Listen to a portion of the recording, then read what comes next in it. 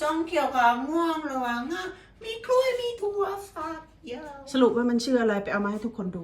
ตาช้าง ตาช้าง ตาช้าง มันชื่อตาช้าง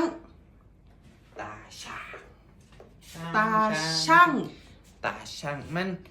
มันพูดไม่สนุก เอามันพูดไม่สนุก ตาช้างมันสนุกตรงไหน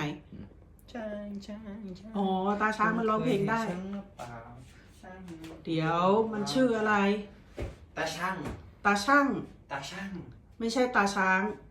ไม่เบาไม่พูด